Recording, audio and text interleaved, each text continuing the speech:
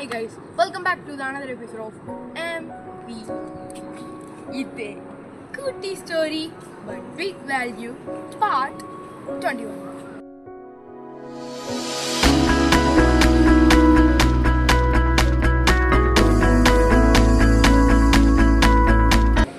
Let's get started.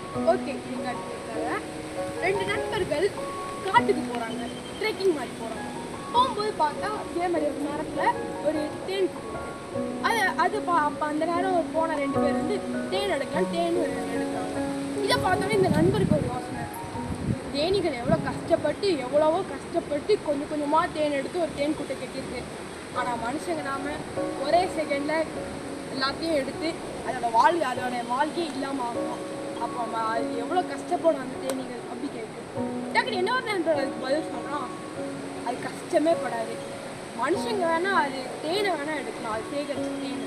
ஆனால் தேனை உருவாக்குற குணத்தை அதுலேருந்து எப்போதுமே யாராலையுமே திருட முடியாது. அதனால் அது மனுஷங்க எடுக்கிறதுக்குலாம் ஒன்றும் கவலைப்படாது. அடுத்து நம்ம கெட்டி வாழ்கிறதுக்கு தான் இதாக இருக்கும். இதே மாதிரி தாங்க நம்ம வாழ்க்கையிலையும் நம்மளோட ஃப்ரெண்ட்ஸோ இல்லை நம்மளுக்கு யாரோ நம்மளோட தொழிலையும் நம்மளோட உழைப்பையும் நம்மளோட பணத்தையும் திருடலாம். ஆனால் நம்மகிட்ட இருக்க திறமையும் பணம் சம்பாதிக்கிற திறனும் நம்மகிட்ட யாராலையும் திருட.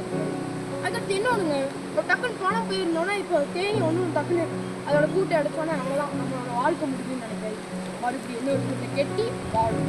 அதே மாதிரி நம்மளும் பணம் ஏதாவது திருட்டு போயிடுச்சு, ஏதாவது யாராவது நம்மகிட்ட எடுத்து பண்ணிட்டாங்கன்னா டக்குன்னு ஐயோ அவ்வளோதான் நம்ம வாழ்க்கையே முடியும் அப்படின்னு நினைக்காம அந்த சேம் டைம் நம்ம அதையும் பார்த்துக்கணும். மறுபடியும் சம்பாதிக்கிற திறன் நம்மளுக்கு எப்போதுமே இருக்குது. ஸோ அதையும் வச்சு நம்ம பெட்டராக வாழலாம்.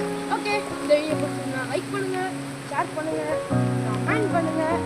அப்புறம் மிஸ்டர் வைப் எக்ஸ்ப்ளோர் சேனலை ஃபாலோ அண்ட் சப்ஸ்கிரைப்